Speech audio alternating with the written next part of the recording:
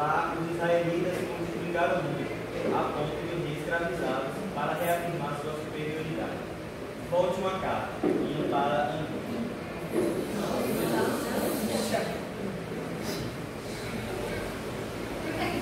Procure por aquilo que é bem escravidade.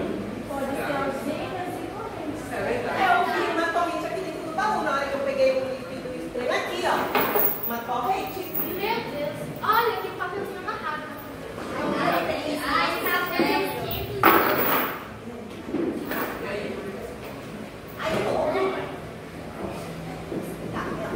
Mas não existe prisão no francês. Um libertador foi levantado após 40 anos no deserto.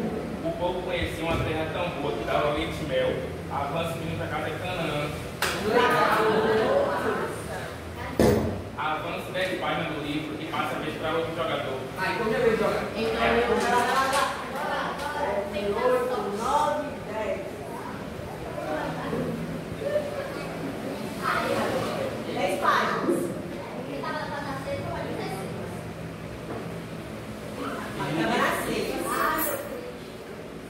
Ele estava na página 6. Vou subindo para casa o gigante. Mas é o mesmo dia? Não, vou estar aqui, ó. Branca só a calça também, preta. Mova para casa o gigante. Chico, Éden, meu doce trigo, monte de inocência, fartura, o gigante. O que dizer? O povo filisteu se levantou para guerrear contra o povo de Israel. Israel de novo. Entre os filisteus havia um gigante que fez desafio. Se dentro de vocês houver um homem que possa me derrubar, os filisteus serão seus servos. Mas se eu ferir o guerreiro de Israel, vocês serão nossos servos. Gente, mas quem é doido de aceitar um desafio de um gigante? Deixa de ler, galera. Momento sem esperança, começar o rosto do meu socorro. Se havia alguém disposto a me ligar. Mas ninguém apareceu. Pode vir para casa de desespero. Ninguém aparecia. Quem vai querer a casa do gigante? O povo estava prestes a ser escravizado novamente. Mas um pequeno rapaz se levantou e disse: quem é este que se anunciou para afrontar o exército de Deus? Eu irei lutar e não tem que lutar. Esse daí não tinha juízo não, galera. Não, o pequeno jovem recusou a espada e a armadura. Esse daí não tinha juízo não. Não, vai uma pequena arma de fogo. Desta vez, o outro guerreiro me encontrará. Um guerreiro? Um badolo? Tá, Onde é que tá? Olha, gente, esse livro foi encontrado no baú e aqui dentro não tem mais nada. Perdeu? Olha, eu acho que tá com esse povo que tá olhando aí pra gente. Alguém viu um estilingue bem aí?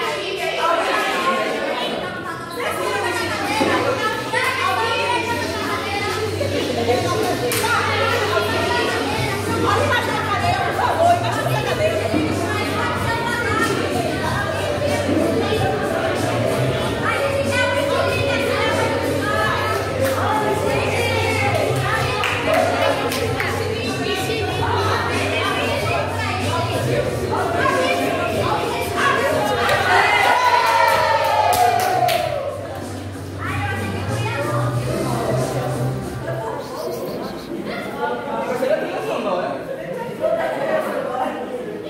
Tem um papel aqui escrito, ó.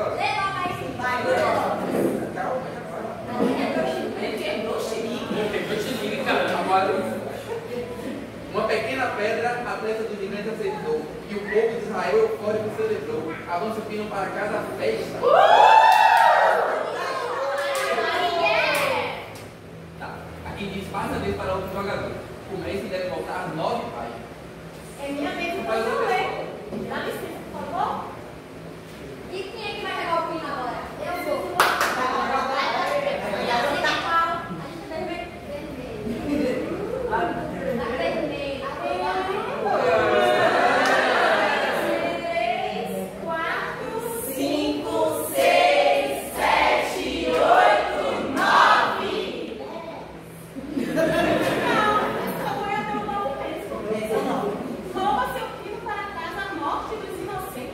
Morte dos inocentes. Gente, mas você percebeu?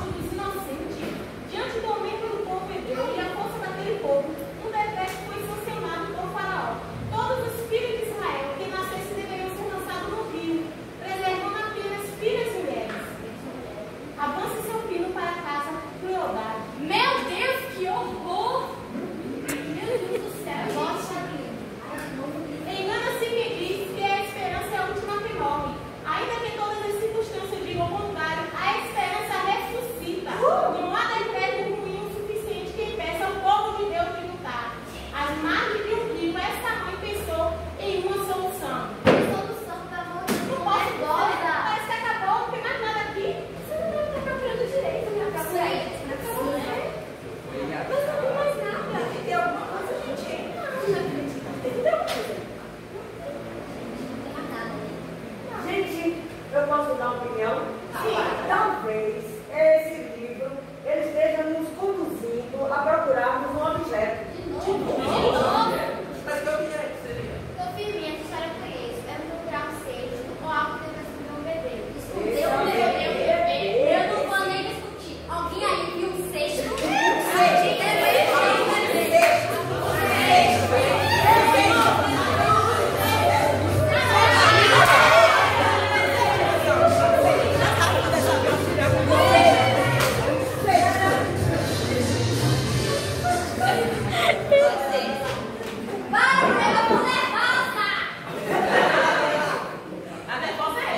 A mãe levou o menino no cesto e colocou para banhar no rio.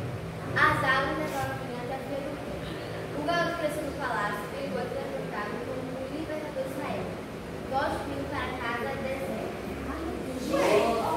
Mas pra pensar, ele falou, ela falou que agora que teve um libertador. Mas naquela história escrava do Egito, também teve um libertador. Será que é o mesmo libertador? Será que é a mesma pessoa? Perceba, todas as histórias estão conectadas. A gente viu, pode ser. Aqui diz, uma nova morte de inocentes acontecerá. E ao lado para saber dos próximos casos. Se o número for par, avance 100 páginas. Se o número for ímpar, avance 15 páginas. Página 10 para outro jogador. Até agora todo mundo finalizou uma casa feliz, mas você ficou em deserto. Ainda tem essa informação que não parece ser muito boa. Um dado no meio do nada, no deserto. Mas vai, joga esse dado. Se tiver, é pau ímpar.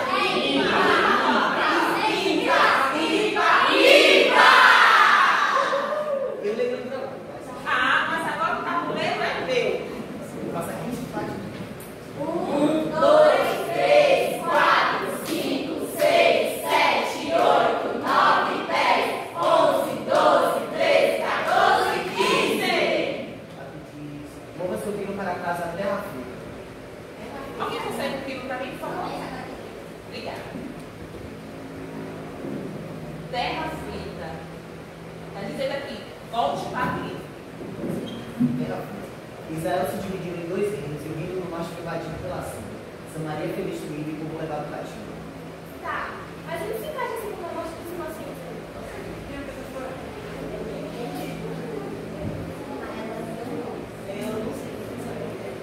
Gente, eu acho que essa história só seria contada se nós tirássemos um número par no dado. Aí procedemos.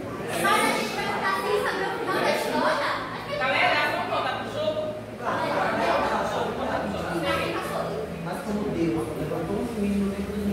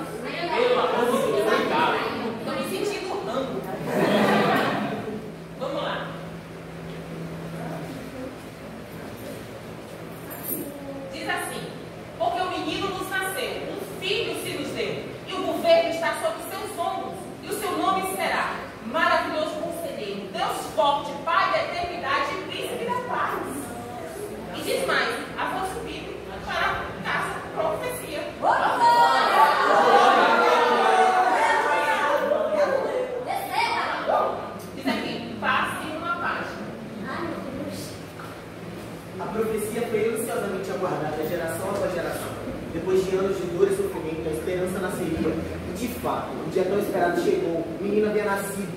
A maioria das pessoas não tinham noção. Mas aquele dia, aquela manjedoura, aquele nascimento revolucionaria o mundo. Era ele a própria esperança. A esperança de que dos nossos olhos seriam limpas todas as lágrimas. E que não haveria mais morte, nem clamor, nem dor. Porque as primeiras coisas seriam passadas e tudo se faria. Que lindo, cara! Mas dos poucos que sabiam disso, Simeão era um deles.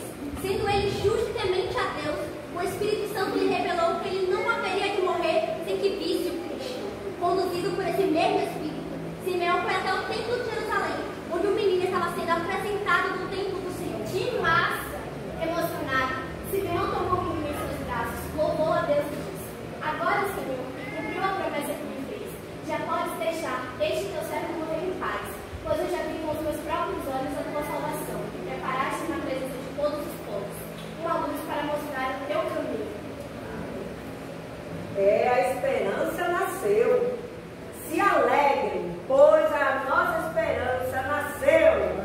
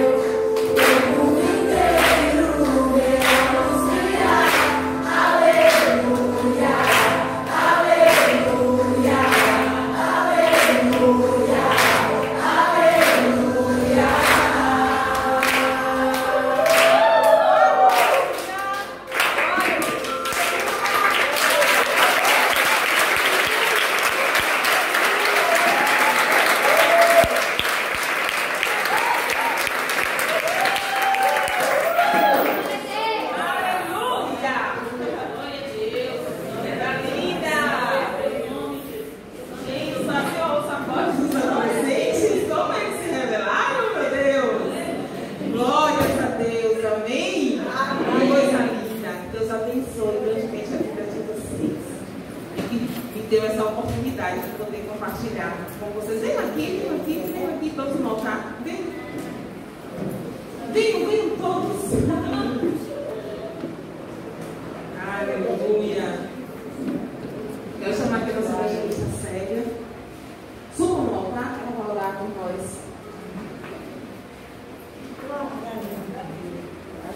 Glória a Deus. Aleluia, né, igreja? Vamos dar um aleluia? Aleluia! Glória a Deus. Deus é bom. Glória a Deus! Mas que nós te agradecemos, Pai, por essas vidas, por essa adolescente, Samuel. Deus, muito obrigado, meu Senhor, pela vida, meu Pai, dos seus filhos que aqui se disponibilizaram para estarem aqui, Senhor, louvando ao Senhor, glorificando ao Senhor. Pai, muito obrigado. Nós só temos que render graças, louvores ativos. Abençoa teus filhos grandiosamente, meu Senhor. Dá força, dá ânimo. Em nome do Senhor Jesus. Abençoa, Deus, com toda a sorte de bênçãos materiais espirituais em Cristo Jesus. Em nome do Senhor Jesus. E a Igreja Santa Amada diz: amém! Glória a Deus. Vamos aplaudir novamente.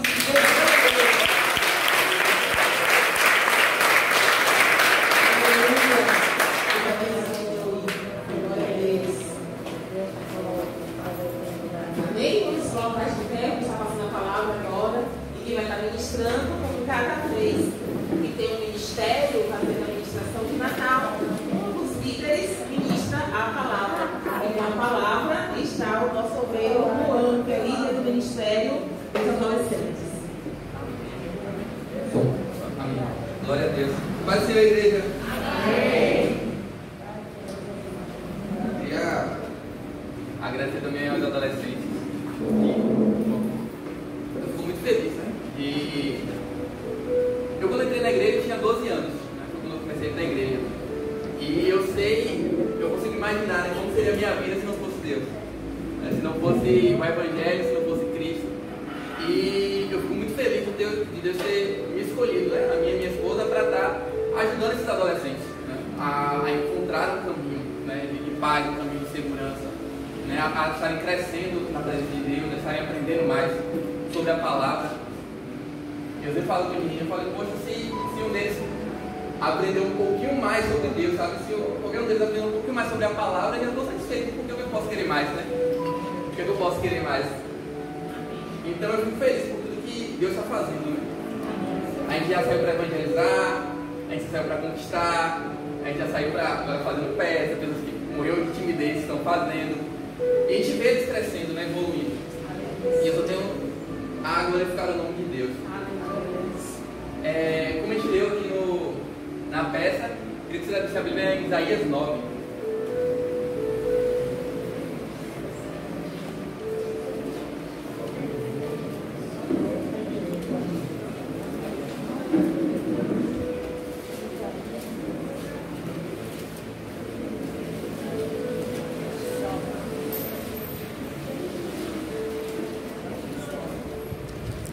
Isaías capítulo 9, versículo 6.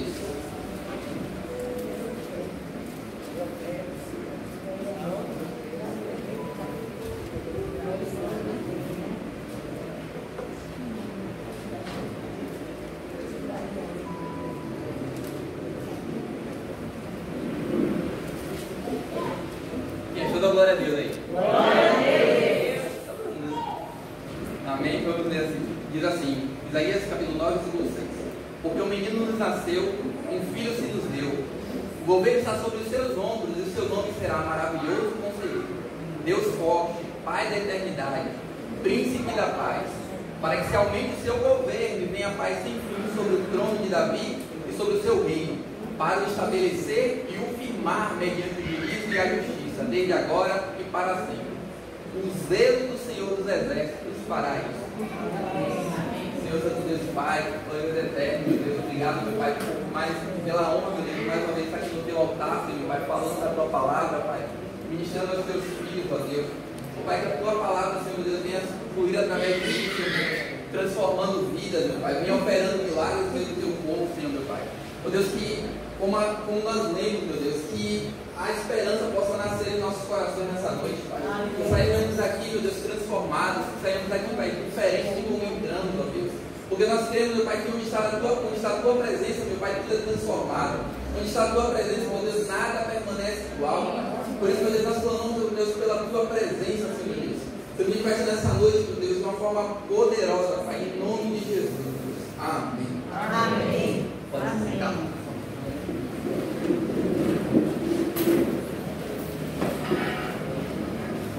Nessa peça a gente cita, eu não posso ficar aqui em cima, não sei. Nessa peça a gente cita 4 episódios da Bíblia. Né? Não sei se quem conseguiu de fato acompanhar, a gente fala sobre 4 episódios, né? 4 histórias que foram acontecendo na Bíblia. Né?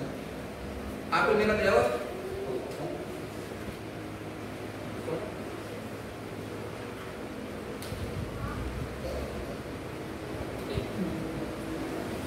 Foi. A primeira delas, a gente titula de escravos no Egito, né? E, na verdade, todos nós já conhecemos todas essas histórias, né? Quem aqui já ouviu falar de José o governador? Sim. Davi e Golias? Sim. Todo mundo, né? São histórias que todo mundo conhece, muitas vezes até quem não é crente conhece, até quem não vem à igreja conhece, porque tem filmes sobre isso, tem desenhos sobre isso. São histórias comuns, né? Que, até quem não está na igreja já assistiu alguma coisa, já viu alguma coisa sobre isso. Mas essa semana, né, na verdade, alguns dias, Deus tem ministrado muito no meu coração sobre o simples. Como assim o simples? Sobre aquilo que é básico, sobre aquilo que é essencial, sobre aquilo que é fundamental. Sabe? Eu fico pensando quantas vezes a gente se preocupa em perceber coisas grandiosas, maravilhosas, a gente busca milagres extraordinários. E quando o irmão conta aqui que conheceu alguém que ressuscitou, e a gente fica, nossa, isso é incrível. Mas Deus tem me falado, né? Deus tem me cobrado que eu passe a enxergar nas coisas simples do dia a dia, nas coisas mais básicas da vida. Quando a gente pensa no Evangelho, o Evangelho é simples. Do que se trata o Evangelho? Quando perguntaram a Jesus como ele poderia resumir as leis, ele fala: amai a Deus acima de todas as coisas e ao teu próximo como a ti mesmo. É simples, é fácil de compreender. Nem sempre é fácil de seguir, mas de entender é fácil. Quando a gente pensa qual é o fundamento da fé, né? Qual é o fundamento da fé cristã? Crer em Jesus. Crer que ele nasceu, veio, morreu, mas ao terceiro dia ressuscitou. E com ele, nossos pecados foram mortos e com ele nós ressuscitamos também. Então entender o Evangelho, compreender a essência de Cristo, compreender a essência do Evangelho é algo simples. Não deve ser complicado. Quando a gente lê a história do nascimento de Cristo, a gente pode observar o quanto isso é verdade. Porque Jesus não nasceu num palco. Jesus não nasceu, sabe, num lugar, no Sírio Libanês. Ele não nasceu no melhor dos hospitais. Ele nasceu numa manjedoura. Todo mundo sabe o que é uma manjedoura aqui? Sim. É literalmente um coxo. É um prato de vaca. É onde se coloca, né, feno para os animais comerem. Foi ali que ele nasceu. Sem palco, sem estrela, sem aplausos. Mas o rei estava nascendo. A salvação, a esperança, aquele que mudaria o mundo. Aquele que mudou o exército estava nascendo. Mas as pessoas nem estavam com conta disso. Quem estava no pátio continuou no pátio, quem estava na cozinha continuou na cozinha, a vida de todo mundo continuou normal. Mas Jesus estava nascendo. Se eu perguntasse a qualquer um aqui, né? Ah, você tem problema? Você falou, não, vai passar a noite aqui fazendo uma lista, né? Um relatório de quantos problemas nós temos. É verdade, todo mundo tem problema. Todo mundo tem muitos problemas. Às vezes problemas pequenos, às vezes problemas grandes. Mas quando a gente olha para o Natal, e se eu puder olhar para o Natal e falar assim, por que a gente comemora o Natal? Qual o objetivo do Natal? A gente comemora o Natal porque a gente precisa lembrar todos os dias, todos os anos, que a esperança nasceu, que ainda há esperança. Quando a gente conta essas histórias aqui, a primeira história que a gente fala foi a história de José. José era o filho preferido de Isaac, mas era odiado pelos seus irmãos e foi vendido como escravo. Ele ia falar assim, acabou para José. Mas José vai para o Egito e lá ele recebe a graça do general, do comandante do exército de Faraó, Potifar, e vai para a casa de Potifar e lá ele fica bem. Até que ele é preso justamente por algo que ele não fez. Acabou para José. José vai para a cadeia por algo que ele não fez. Mas aí, Deus dá um sonho a Faraó, Faraó procura alguém que interprete sonhos, manda chamar José, José vai lá, né, interpreta aquele sonho e Faraó coloca como governador de toda a cidade, né, de toda a província. E ali ele governa durante 7 dias, ou 7 anos de extrema graça, né, fartura, até que vem a fome e acabou de novo. Mas tudo isso não passava de um plano. Tudo isso não passava de um plano de Deus para que a família, para que Israel tivesse um local para habitar.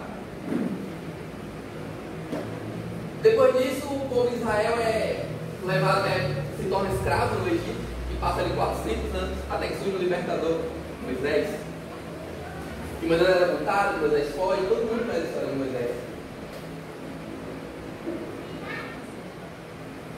E aí, passa-se anos, Davi, vem Golias e tenta afrontar o exército de Deus vivo e fala: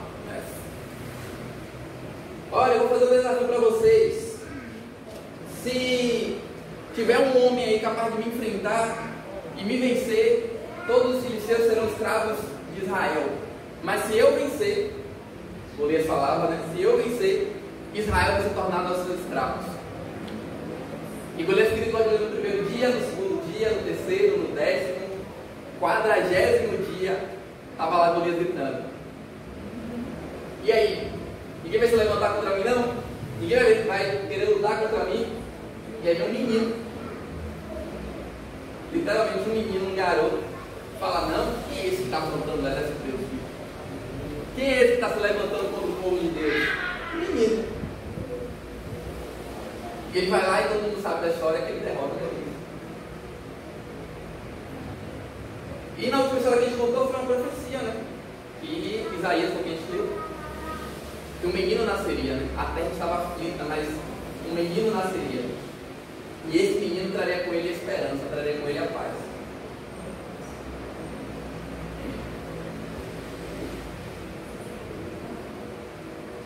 Romanos 15:13. Vai dar tudo que Moisés disse.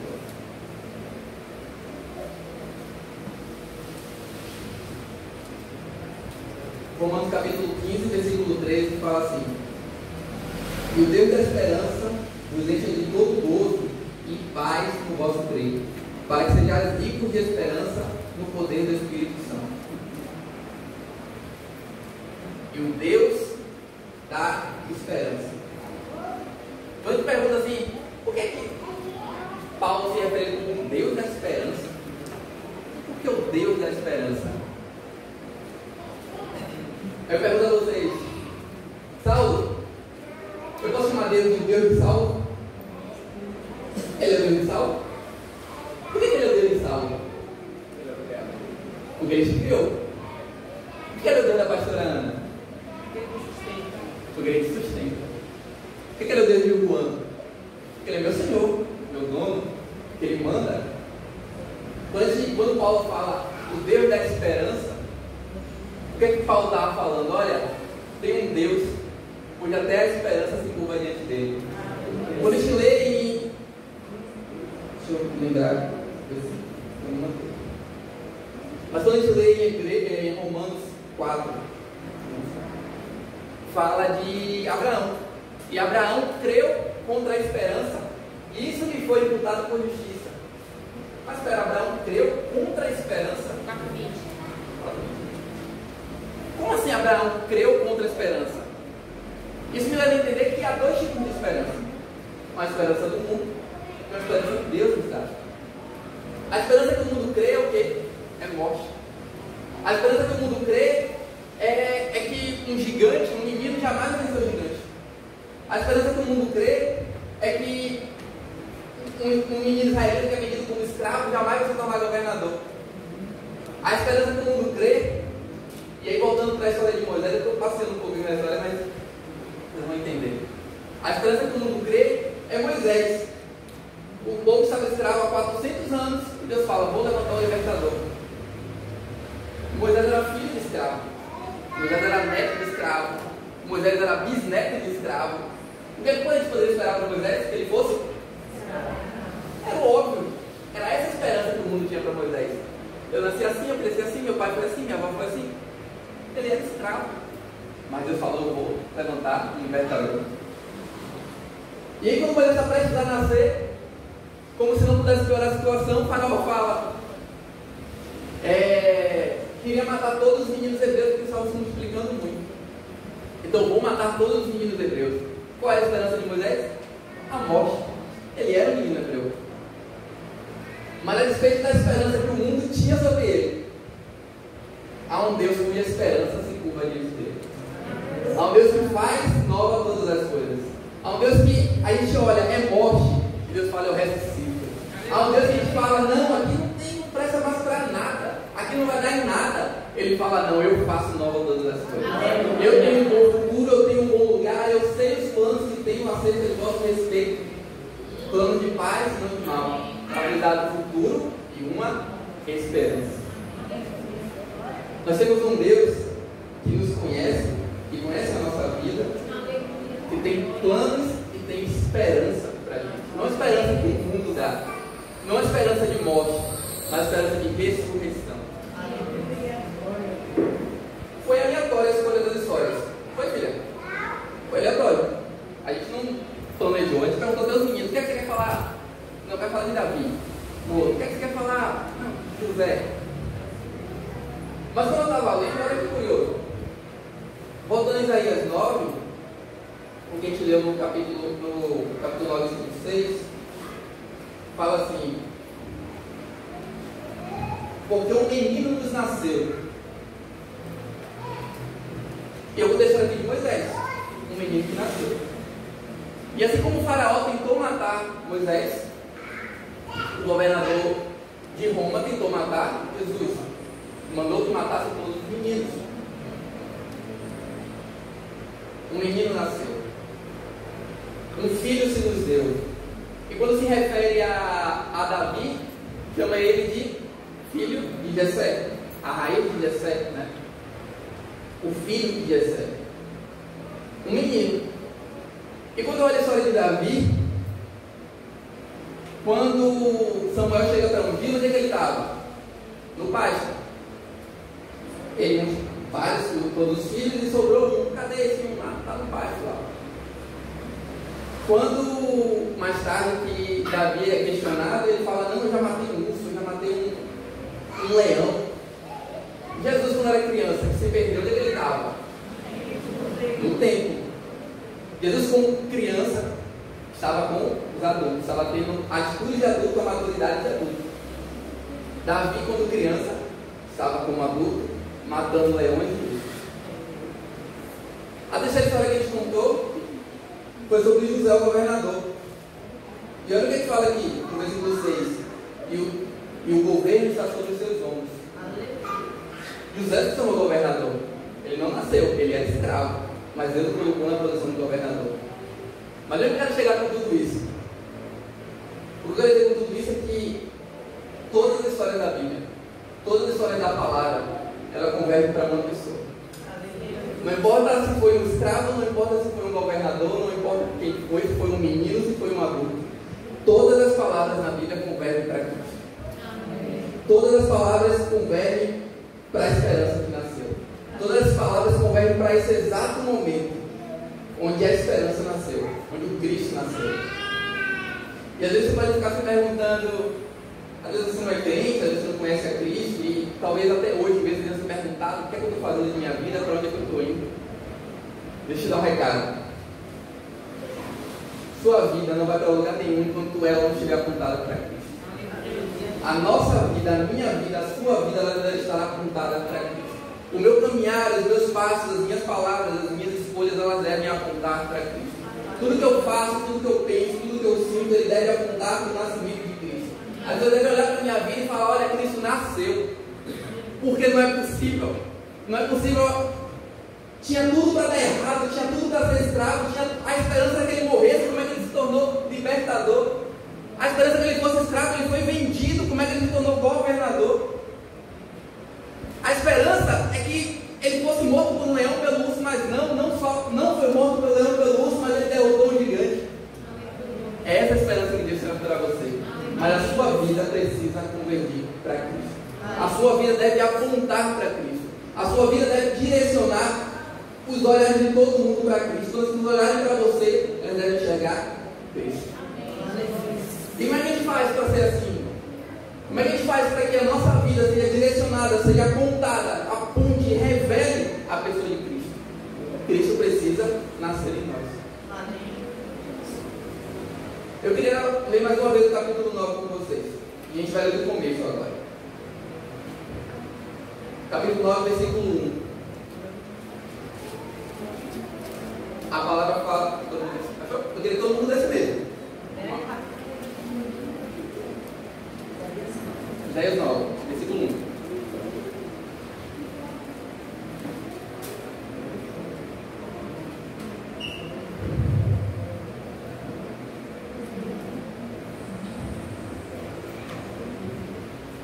Amém?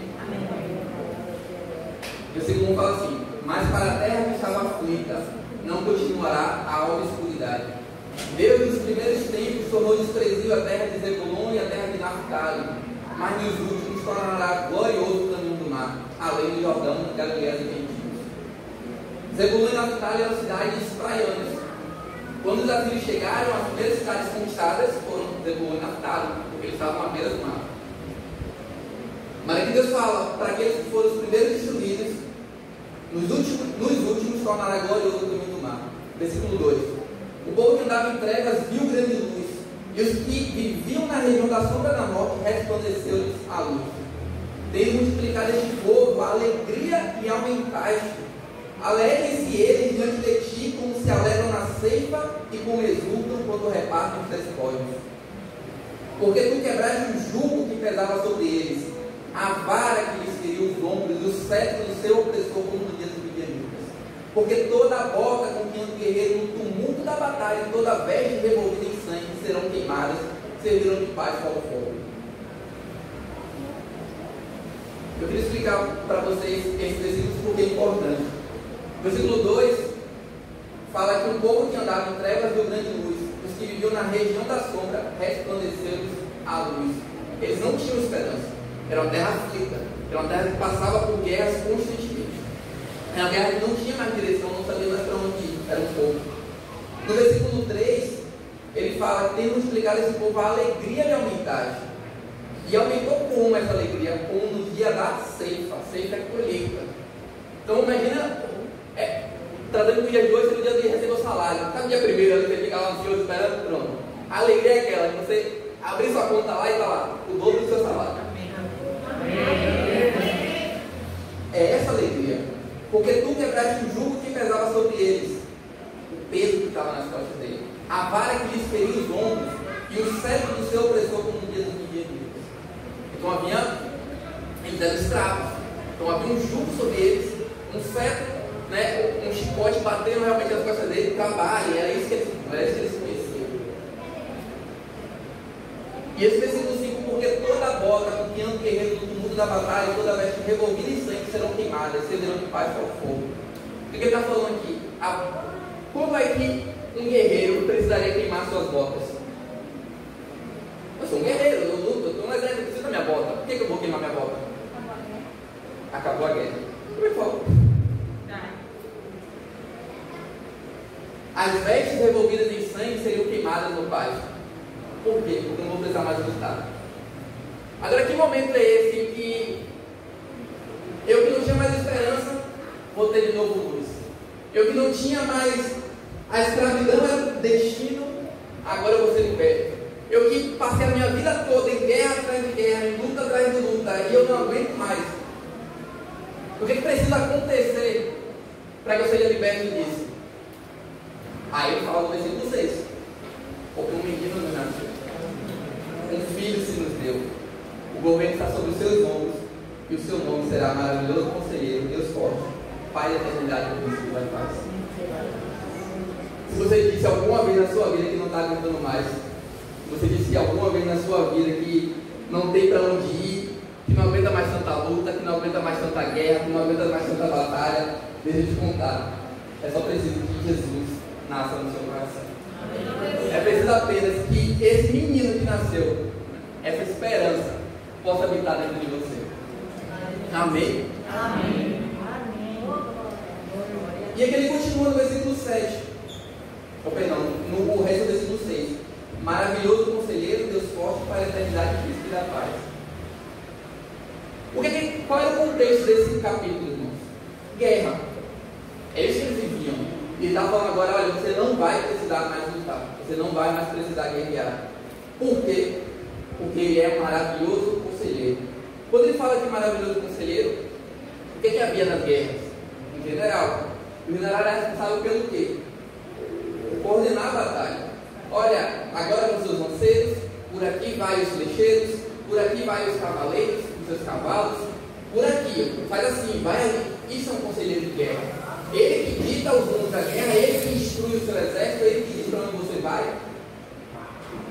Deus estava falando aqui, olha, esse menino vai ser um maravilhoso conselheiro. Deus tem conselhos para a sua vida. Deus tem direção para a sua vida. Deus tem instrução para a sua vida. Ele estava dizendo aqui que nesse momento a guerra tinha acabado. Não, ele estava prometendo o futuro, a guerra vai acabar. O que eu estou te garantindo aqui é a vitória. O que eu estou te garantindo aqui é que você vai ter estratégia. Amém. Nessa noite, igreja, Deus está querendo dizer para vocês: confie em mim. Deus tem estratégia para vocês. Amém. Em segundo lugar, ele fala aqui de Deus forte.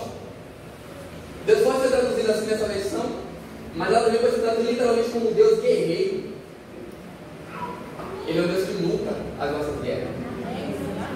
Como a gente aprendeu lá em Efésios 6, que a nossa luta não é contra a carne ou sangue. Quando o menino nasce no nosso coração, a nossa luta deixa de ser carnal.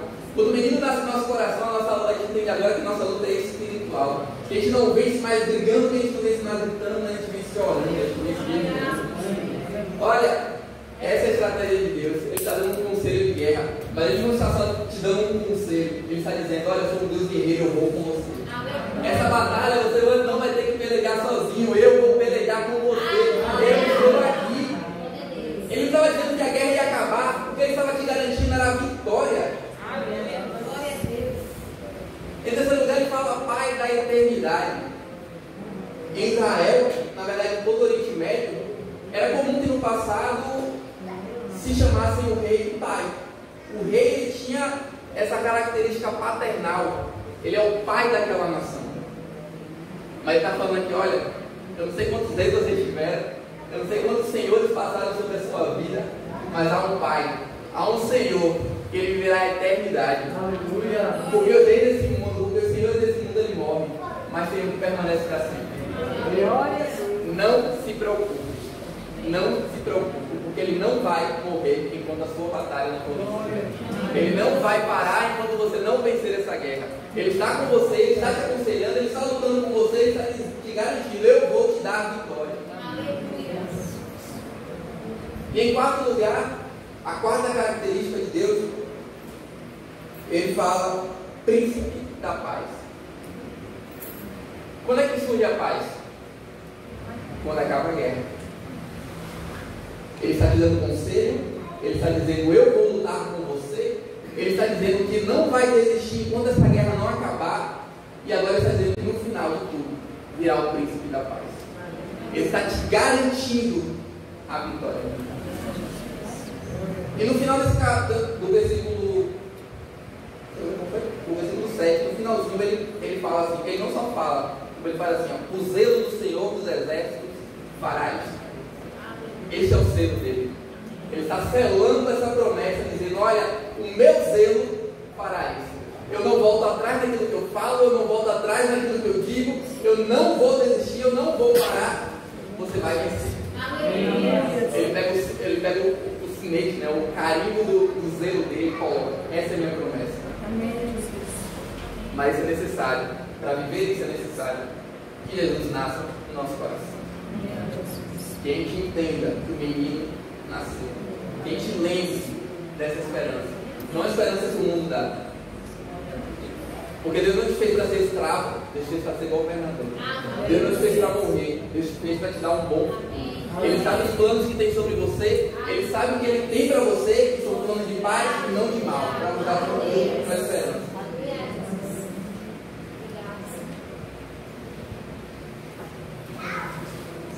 Sabe qual é o plano de Deus para a sua vida?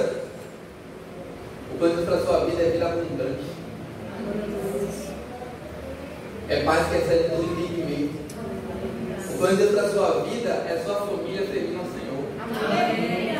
O plano de Deus para a sua vida é a sua herança bendita nessa terra. É seus filhos não morrendo, seus filhos não se perdendo nesse mundo. É esse o plano de Deus para a sua vida. Você quer esse plano na sua vida, meu irmão? Vocês querem esse plano de Deus? É esse o plano que Ele tem para vocês. É você ter uma vida próspera. É você ter uma vida feliz. É você, apesar da guerra, ter a garantia da vitória, porque sabe que o Senhor dos Exércitos está com você. Ô igreja, é o Senhor dos Exércitos que está com você. A esperança nasceu. Tem alguém preocupado aqui? Quem está preocupado? Preocupado por quê? O Senhor dos Exércitos está te tomando pela mão e dizendo: vamos, meu filho, que essa guerra está vencida. Essa guerra está vencida, meu irmão.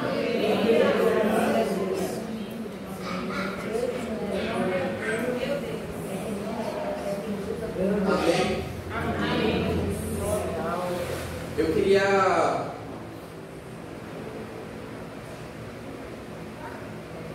Quem daqui não aceitou a Jesus? Tem alguém que não aceitou a Jesus? Tem alguém ainda que Jesus não nasceu no seu coração ainda? Não, né? Então, glória a Deus. Aleluia.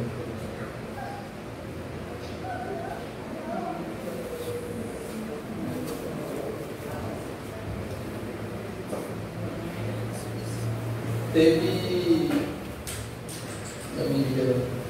quando a gente começou a ter louvor, teve uma música que Lídia cantou, e ele falava assim: eu vou construir minha vida em ti, tu és o meu fundamento, eu vou confiar somente em ti, eu não vou ser abalado. E eu, quando eu ouvi essa música, eu falei: é isso que Deus está falando para mim, eu sou o seu fundamento, eu não vou ser abalado. É isso que Ele está dizendo para mim, é isso que Ele quer dizer da igreja. Eu vou confiar somente